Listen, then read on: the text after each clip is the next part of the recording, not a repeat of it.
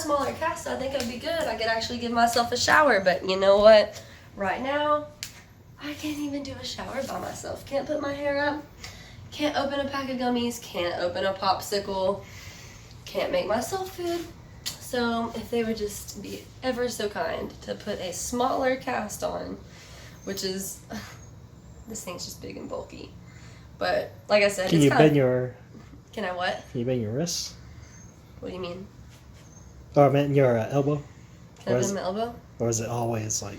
So if you see right here, this is a like plastic piece. And so I'm really not able to bend my elbow. It's like, it keeps it like that. So that's another thing that's just annoying, is like if they could move it to where it's right here and I'd have my elbow back to be able to move, I'd be able to sleep normal and stuff like that. But like I'd be sleeping like this, or like, I don't know, I'll find myself sleeping weird. Like my friend Bonnie spent the night with me the other night. Like I said, she's been staying with me, and she was like, Brittney, you were literally asleep like this last night. She was like, and in the middle of the night, your arm falls over and just completely the hard part of my, it's not really a cast, it's a splint, but there's parts of it in there that are hard like a cast. But in the middle of the night last night, I accidentally smacked Bonnie with this thing. So she's ready to see me get a smaller one on too, and hopefully when I get the smaller one on, I won't have to wear this sling all the time either. But regardless, I'll be back on the track eventually, and I will also be back to making videos and doing all kinds of other good stuff. I just gotta get through this recovery process, and just my biggest hope, guys, is that I can get full motion back in my fingers. If you look here, I still have like the iodine and stuff still from surgery. I look like an Oompa Loompa or something. See how it's like orange? But I know my hands look crazy right now. It's because they're, look at them. You can kind of see where they're like dark and bruised. But this is days after healing up a little bit. It was a lot worse whenever, let me see if I can turn my wrist over. All this was black at one point. Yeah, that's still kind of dark. But like my bruises are finally starting to kind of heal up and stuff. But I don't know. Hopefully we can get in there and just start physical therapy sooner than later. And if I can just get physical therapy started, we'll be doing good. But they pretty much told me not to do anything for the next 2 weeks besides just lay around and prop it up with ice. So wish me luck, everyone. Hey guys, so as I fix my shoulder piece here, I just kind of wanted to show you guys some of my gear. That pretty much got all mangled up whenever I wrecked, but my gear is what saved me from getting an extremely bad road rash. So, first off, this one is my right one, right? Yeah. Okay. So, when I broke my wrist, it was so swollen that, you know, these are extremely expensive Alpine gloves. So they didn't really want to have to cut them off me because they knew like these were really expensive. But at this point, I had to get them off me, so they ended up having to take some of their surgical scissors and split it open. So they've opened it up here. You can see where I tried to put my hand down on the asphalt to get myself to stop, and then you can also see there's mud there where I ended up going off the track, off the asphalt, all the way into the grass and into the mud. But you can see where I slid. You can see here where my fingers, I don't know how, guys, my fingers did not get broken, and it was only my wrist, but you see there, yeah, it's mangled. I'll never be able to use these. This one didn't get cut, so this one's still okay, but, I mean, it didn't get cut, but, I mean, it still was in the wreck, so I didn't even notice this, actually, but this is coming up. I won't be able to use these again. Oh, and actually, this entire piece, wow, I didn't even notice that. This right here saved me on my right hand, but this one's my left hand, and wow, I didn't notice that. But this whole plastic Alpine piece came off of that. And it ripped here, wow. Alright guys, well I didn't even know that those were that bad. So, that's my gloves. And then, so, let me show you my pants. I feel like my pants, besides my jacket, are probably what took the most damage. So I slid on my stomach here, and you can see it's a two-piece suit, so basically it could zip up right there and you wear it as a one piece, but I like it as a two-piece, so I had it zipped up and everything, and this is where I basically slid for 45 to 6, they said anywhere from 45 to 50 feet that I slid. This right here, though, is just for me going around turns, and where I've gotten to be such a much better rider. These are called my pucks, and whenever I go around turns and stuff, you know, when you watch like Moto America or Moto GP and stuff like that, you'll see how they scrape knee because they're leaning so far down and stuff like that. So I have pretty much grinded off my pucks entirely, which that's for racers and stuff like me, that's something that we're all proud of, is whenever you're grinding down knee pucks and stuff like that, that means that you're doing really good body form and stuff like that. So I'm gonna have to buy some new pucks and stuff like that for this, but it still should be fine. Do I even have one on this one? Yeah, that one's still alright. But anyways, the pants, they're pretty mangled, they're pretty destroyed. They were white and now they're like gray and brownish colored, so that's that. I don't really know if on the back there's anything. No, not really. Alright. Then, honestly, my jacket didn't get too much damage. You can see here, that's my left side, though. I guess I slid all over the place. I only broke my right wrist, but wow, I didn't even notice it has a hole in it there. I could probably go to a leather person and have them fix it up, but I'm gonna end up just having to buy a new suit. I don't want to wear the same suit out that I wrecked in. It's just kind of PTSD. So there's that. I got impaled by something. I don't know what I got impaled by, but I got right here like it didn't stab me as in like leave a stab mark, but it left like a huge bruise, and I don't know what happened exactly, but you see here where it's like ripped. It's because something sharp went right into me, and I'm thinking it was my handlebars is what hit me, or my clutch or something like that. Okay, so this is the side that I wrecked on, which somehow they managed not to have to cut me out of my suit, which they were amazed to do, but oh, see here where all this got beat up. And then you see where I kind of just slid out on my arm with the Alpine stars there, where it's kind of messed up. But let's see, other than that, for the most part, my jacket seems to be pretty usable. The back looks alright, which is surprising because I slid on my back too. But it still seems to be alright. But my real prized possession here, guys, is this was a helmet that I got for Christmas from some family and friends that I had been wanting for a long time. I don't know if you guys know this, but I am a huge Star Wars fan, huge Star Wars fan, and this helmet model is called the HJC RPHA 11 Pro. That's what it's called. And this helmet here is a very expensive helmet, but in the motorcycle community we call that cheap life insurance because it saves your life. If I would have had a little $80 helmet on, my face probably would have gotten mangled. So like I said, went down, and my first impact was my head, and that's why I got the concussion. But it didn't really do too much because this is a very good high quality helmet. It saved my life. If that's all it did at 80 something miles an hour, this is a darn good helmet. It saved my life. But what's a little sad about it is that, kind of funny but sad, was first off, whenever I wrecked, the EMS said that I asked them at least 7 times if my helmet was okay, because I love this helmet so much. They were like, girl, stop worrying about your helmet, just worry about healing up. And I was like, no, is my helmet okay? Is my helmet okay? So my friends basically were like, don't worry about the helmet. We'll try to help you find another one. And so they went online and they tried to find the HJC RPHA 11 Pro. This is the Kylo Ren edition. You can see the scratches and stuff here as well, where I've beat it up. But basically, they have discontinued these Star Wars Kylo Ren helmets. So I, more than anything, so badly, this is my look. Everybody knows me on the track as the girl with the Kylo Ren helmet and yada yada yada. But it really sucks. It's been discontinued. So if any of you guys happen to see the RPH 11 Pro in a size medium at all, shoot us a message and let me know, because I've got the money, or my family and friends were even going to buy it for me, or whoever.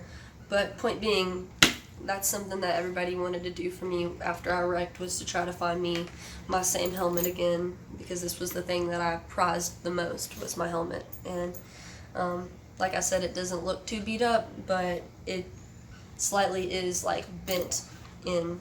You can't really tell it, but like once I pulled out we pulled out all the inner connections in it, and like all the inner face shield padding, and once you did, he was squeezing it, my friend was squeezing it and showing me where like it, you know, I can't wear it again, you know, because if I were to wreck again, it would smash in. So yeah, long story short, I'm gonna miss this helmet. This is my baby. I'm gonna frame it one day or something, unless I end up selling it. But guys, just be on the look for a size medium RPHA 11 Pro. The brand name is HJC, and it's called the Kylo Ren helmet. Size medium. If any of you guys see one on any websites, no sketchy websites, but you know, if it seems legit, please shoot us a message, because I would love to find out about it, because I would really, really, really like to replace this helmet, because like I said, when this wrist heals up, I am getting back on the track, because here soon I'm going to be racing with Weira.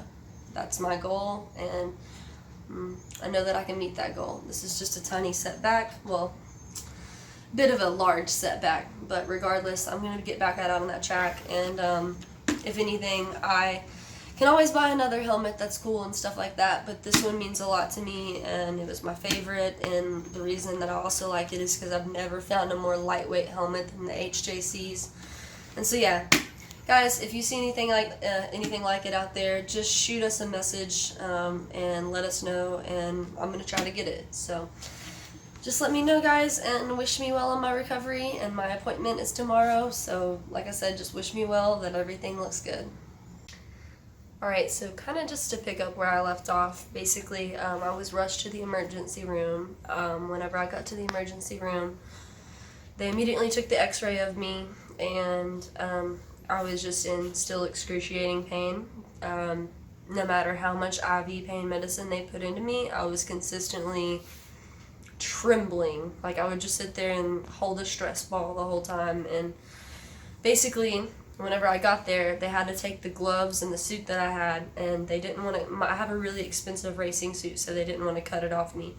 So some way, somehow, they figured out how to wiggle it off me without having to cut my suit up, even though my suit's pretty mangled after I had a wreck at 86 miles an hour. But they had to cut with some kind of surgical scissors. They had to cut off my glove.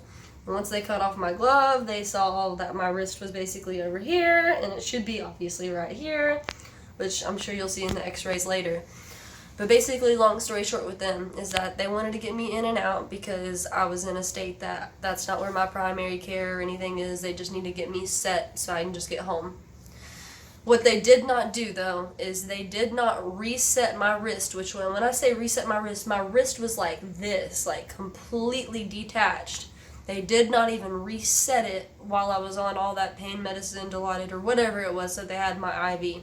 So basically, they put me in a splint, they gave me a little bit of pain medicine and stuff like that, and I didn't have to drive, but my friend luckily drove for me 8 hours to get back home. So 8 hours of driving back home, I was driving home with not only a shattered and broken wrist, I was driving home with a offset wrist, which was causing immense pain. So my ride home was excruciating, but when I made it back home, the next day we got me in for an emergency doctor's appointment with the orthopedic surgeon and with the orthopedic doctor. When I got to the doctor's office, he immediately was like, you know, Brittney, we don't want to have to just necessarily take this off, but we have to take it off so we can take some more x-rays. So I was like, all right, that's fine. So they take it off, and this was the first time I had seen my wrist since it had been wrapped up, and my wrist was swollen to the size of a softball. Not a golf ball, not a baseball, but a softball. And when they took it off, you could just see how bad it was. And basically, he took me back there, got my x-rays, and after the x-rays, he literally, my surgeon looked at me and he was like, I cannot believe, Brittney, that they did not reset your wrist before you had to drive all the way home. So he immediately started giving me pain medicine because he's like, what we're about to have to do, unfortunately, is reset your wrist now. Because if we don't reset it now, you are going to be in so much excruciating pain before surgery. And where the whole COVID stuff is going on right now, it's hard to get people in and out for surgeries, and a lot of stuff is just booked up. So he tried to book me up for a surgery to happen immediately, but I ended up having to wait another week before I could get into surgery. Long story short, my uncle had to hold my legs down, which he's also my surgeon, hold my legs down, hold me down on like a gurney, and he was like, this is really gonna hurt, but we've got to reset your wrist. He was like, close your eyes, and he's like, just feel free to scream because I know you're going to. He's like, just try not to kick my nurse. So they hold me down, and the sound of them like pulling my crunchy 17-bone wrist and moving it back and resetting it, it hurt so bad then, but like he was right. Once it was reset, it did release some of the pain, and a little bit of the swelling started to go down a little bit after that. So that was good. So then basically I ended up having to go into surgery, but that is pretty much the story up until that point. Hey everyone, so it's Brittney here, and luckily I am alive. I had a really bad motorcycle accident last Saturday. Last Saturday at the track that I went to, and I'm working on getting into racing, and basically I was running with the advanced class that day, and we had brought a few friends with us, and it was their first track day. And the one thing that you have to do at the track day is go to an inspection in order to see that your bike can pass inspection in order to go onto the track. Our friend did not go to inspection. He missed it, and this is how it all happened. So basically on the last session, hold on, this thing really hurts me. So basically on the last track session of the day, I went out there and I was in my element. They were getting ready to bump me up to advanced class. I was so excited. Everything was going so good. I had no negative feelings about anything, but I've always been told that wrecks always happen on the last session of the day. Usually it's because riders are tired and different things like that, but mine had nothing to do with that. So basically, and there's pictures of me also of when I wrecked, and there's a whole GoPro video and everything, which I'm afraid to even watch. It's going to give me some PTSD. But basically, I was going around a turn, and I know this sounds crazy to anybody that doesn't ride motorcycles, but when you're on the track, you're booking that bike around at like 120, 130, at least 80, certain things like that. So I was going around a turn, a hairpin turn. I was dragging me, head down, like full good body positioning, and the guy in front of me's oil plug on his bike released, and his oil literally dumped right in front of me onto the track. There was no amount of time that I could have had any reaction. There's no way I could have done anything about it. Basically, it happened so fast. I was going 86 miles an hour is what the track people clocked me at. Basically, they said, dude, guy dumped the oil, and as soon as I hit the oil slick, I went down at 86 miles an hour, and the first thing that I hit was my head. Now, this is a very expensive helmet, and we call this in the motorcycle industry cheap life insurance, because no matter how expensive this is, if it saves your life, then it's cheap life insurance, whether this is an $800 or a $500 helmet or not. You can see here, and that's surprising. That shows you how good of a helmet it is if that's the only thing it took and did not like fold in. Basically, when I wrecked and I slapped my head on the ground, I had some of my friends that were at the track day with me who were right behind me, who almost hit that exact same oil slick and who would have slid right into me. And I also still have a concussion, and it's been kind of difficult for me to just keep my thought process rolling. So just bear with me, because I am still just getting over this. But basically what happened was I went down, and my friends saw what happened. They basically said, Chelsea, as soon as you went down, your head hit immediately at 86 miles an hour, smacked the ground. But once my head smacked the ground, here in a second we'll show you my suit and everything, because I wear a full gear, full leather suit. It saved me from getting any road rash or anything like that. My helmet saved me from getting any worse head injuries. But basically every single one of my friends after I wrecked thought that I was either paralyzed, my face was going to be mangled up. They figured I broke my spine, because I don't remember it because I got hit in the head so hard, but they said I rolled 6 times. I slid on my back, and somehow I flipped over onto my belly, and I was facing the oncoming traffic. Everything happened so fast. I was facing the oncoming traffic, and I saw these people who were wrecking too, getting ready to slide out and hit into me, but my body, apparently, they say, slid 48 feet away from where I wrecked. So my body literally slid out 48 feet. And once it slid out, I think what happened was my natural reaction was trying to get myself to stop. And while I was trying to get myself to stop, I have these leather gloves that are like gauntlet gloves. And I had put my wrist down, not this one, obviously this broken one. And I had put my wrist down to just try to stop me. I guess what it really caused me to do is some way, somehow my leather gripped onto the asphalt, and it kind of caused me to pole vault my body upward into the air whenever my gloves stuck. And whenever my body pole vaulted up into the air, I came back down on the ground again, still flying at 86 miles an hour. And I just natural reaction, you're trying to catch yourself from smacking face. I put my hand down, and immediately, from what I remember, I'm off to the side of the track. All the air had gotten knocked out of me. I obviously immediately had a concussion, but I didn't really know what was going on or what I had broken or anything like that. So the emergency medical crew immediately rushed out there. My friend Eric ended up coming out and making sure that I was okay.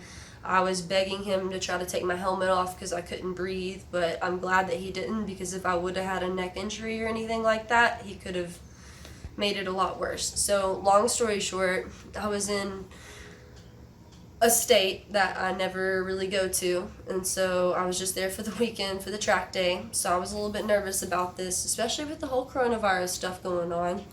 So basically, I get rushed to the ambulance. I get in the car or in the ambulance, and they basically tell me, we're going to rush you to the emergency room right now, and we're going to see about getting you into emergency surgery. But where you live 7 hours to 8 hours away from this state, they were like, we don't really need to do surgery here. We just need to try to get you fixed enough so that you can go back home. So basically, long story short, they got me in there, they assessed, they took some x-rays. What scared me a lot was when I got on the ambulance, they told me that none of my friends could come with me, none of my family could come with me. They were like, no visitors at all can ride, or if I go there and I'm in the emergency room, I can't have any friends or visitors. And if I happen to have emergency surgery, I still couldn't even have any of my family, friends, or visitors come visit me or even check on me and see me. So that gave me really bad anxiety because I was in a state, like I said, that I don't know. So that kind of scared me. They got on the ambulance. The first thing that kind of made me feel better, because I kept reassessing to myself how I wrecked. I was like, how did I wreck? I know I did not make any type of rider error. So the 2 track coaches came up there and they were like, Chelsea, we just wanted to let you know, first off, the fact that you're talking to us right now makes us really like happy. We were so afraid that you were like immediately brain dead, basically.